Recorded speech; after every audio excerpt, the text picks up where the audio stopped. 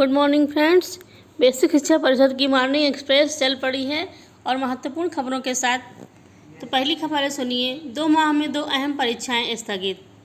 शिक्षा मित्रों की समस्या जस की तस। बढ़ेगा वृद्धावस्था पेंशन का दायरा और स्थानांतरित शिक्षकों को वेतन देने की कवायद। बच्चों को एमडीएम का अनाज और परिवर्तन लागत का नकद भुगतान।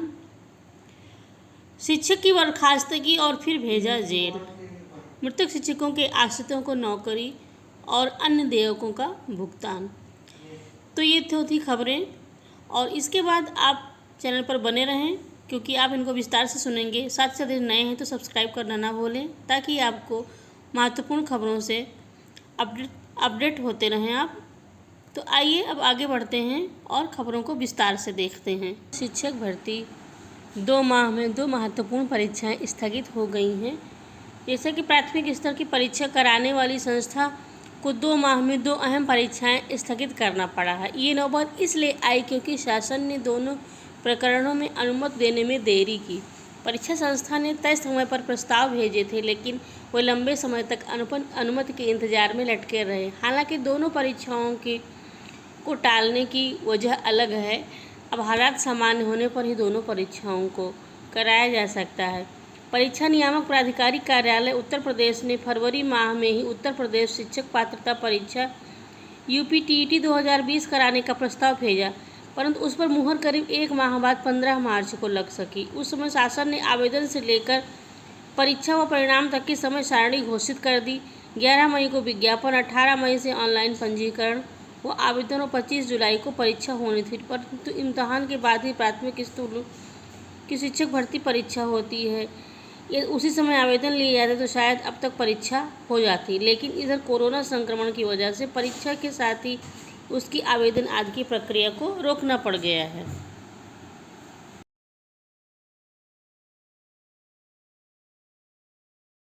दूरस्थ बीटीसी शिक्षक संघ ने आरोप लगाया है कि प्रदेश सरकार के 4 साल के कार्यकाल के बाद भी शिक्षा मित्रों की हालत जस की तस है। संघ के अध्यक्ष अनिल यादव ने कहा कि प्रदेश सरकार शिक्षा मित्रों की समस्याओं के निस्तारण पर ध्यान नहीं दे रही है। उन्होंने कहा कि भाजपा सरकार ने शिक्षा मित्रों से किया गया एक भी वादा पूरा नहीं किया है, इससे शिक्षा मित्र हताश हैं।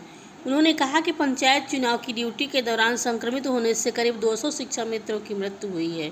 उन्होंने कहा कि शिक्षा मित्रों के आश्रितों को भी 50 लाख रुपये मुआवजा और सरकारी नौकरी मिलनी चाहिए।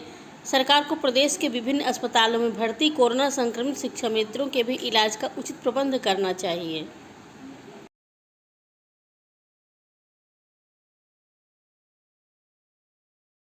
लखनऊ बेसिक शिक्षा परिषद के विद्यार्थियों को 1 सितंबर 2020 से लेकर के 9 फरवरी 2021 तक का मिड डे मील के अनाज और परिवर्तन लागत का नकद भुगतान किया जाएगा।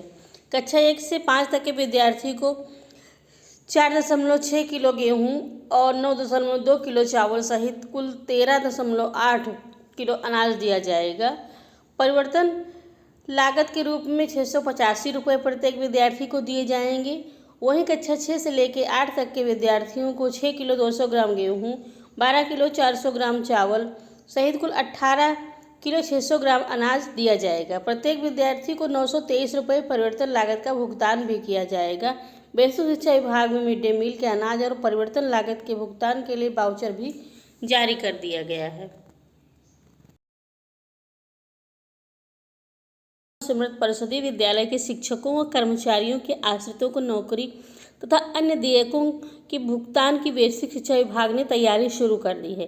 बीएससी ने 4 सदस्यीय समिति गठित करते हुए खंड शिक्षा अधिकारियों से ब्लैक व मृत शिक्षकों से संबंधित कागजात उपलब्ध कराने का निर्देश दिया ताकि इस मामले में त्वरित कार्यवाही की जा सके। पंचायत चुनाव से लेकर अब तक जनपद में परिषदीय विद्यालय के 50 शिक्षकों और शिक्षणेतर कर्मचारियों की कोरोना संक्रमण के कारण मृत्यु हो चुकी है। इन शिक्षकों के आश्रितों को नियमानुसार अनुकंपा के आधार पर नौकरी तथा जीपीएफ, बीमा व अन्य देयकों का भुगतान देने का प्रावधान है। इस प्रकरण का समय से निस्तारण करने को लेकर विभाग में तेजी से पहल करने का निर्देश भी जारी कर दिया गया है। विभाग ने सभी जिले के सभी खंड शिक्षा अधिकारियों को 17 मई तक अपने अपने ब्लॉक के मृतक शिक्षकों की सूची व उनसे संबंधित आवश्यक कागजात उपलब्ध कराने को कहा है। 4 सदस्यीय मृतक आश्रित निस्तारण समिति बनाई गई है और उसके लिए नोडल अधिकारी के नेतृत्व में 4 सदस्यीय मृतक आश्रित निस्तारण समिति को बना करके, और इसमें नोडल अधिकारी कैपियरगंज के बीईओ सुभाष गुप्ता को बनाया गया है। संबंधित ब्लॉकों के खंड शिक्षा अधिकारी, सहयोगी अधिकारी व पटल सहायक फैसल हसन सिद्दीकी व मिथिलेश नंदर को बतौर सहयोगी समिति में शामिल किया गया है।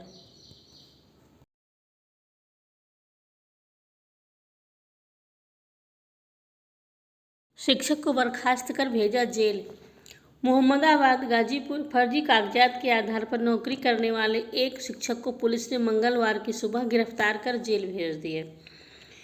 करीमुद्दीनपुर थाना अंतर्गत पातेपुर गांव निवासी सर्वजीत यादव बलिया जिले के इंदरपुर गांव निवासी बब्बन यादव के नाम से फर्जी सर्टिफिकेट बनवाकर 1997 में आजमगढ़ जिले में प्राथमिक शिक्षक नियुक्त हो गए और 4 वर्ष तक नौकरी करने के बाद ट्रांसफ़र कराकर गाजीपुर जिले में आ गए और मोहम्मदाबाद शिक्षा क्षेत्र के गणेसर गांव में बतौर शिक्षक नौकरी करने लगे।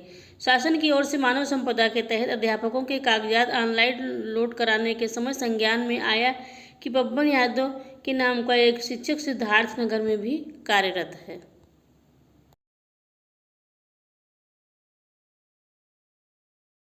गोरखपुर शैक्षिक सत्र 2019-20 में अंतर जनपदीय स्थानांतरण से जिले के परिषदीय स्कूलों में आए शिक्षकों को वेतन देने की कवायद शुरू हो गई है। जिले में अंतर जनपदीय तबादले से आए 34 शिक्षकों का सत्यापन नहीं होने के कारण वेतन नहीं मिल पा रहा था। बीएसए बीएन सिंह ने वित्त एवं लेखा अधिकारी को सचिव बेसिक शिक्षा के निर्देश क्रम में शिक्षकों की सूची को सत्यापन के लिए उपलब्ध करा दिया है और वेतन भुगतान की कार्यवाही नियमानुसार सुनिश्चित करने के लिए कहा है।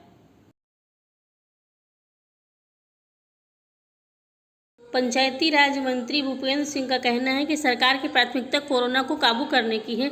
जल्दबाजी में ऐसा कोई भी कार्य नहीं किया जाना चाहिए जिससे हालात और भी विकट हो जाए। ग्राम प्रधानों की शपथ व ग्राम पंचायतों की पहली बैठक कराने का फैसला जल्द लिया जाएगा और 27 मई से पूर्व शपथ दिलाई जा सकती है और इसके लिए ये प्रस्ताव है। ग्राम प्रधानों व ग्राम पंचायत सदस्यों को ब्लॉक स्तर पर एक साथ शपथ दिलाने की परंपरा रही है। प्रत्येक ब्लॉक के प्रधानों व ग्राम पंचायत सदस्यों को के साथ शपथ कराने की लगभग 1000 लोगों की उपस्थिति होने की संभावना रहती है। ऐसे में सुरक्षित शारीरिक दूरी व अन्य प्रोटोकॉल अपनाने की व्यवस्था करनी होगी और तैयारियों को लेकर आश्वस्त होने के बाद भी शपथ हो सकेगी।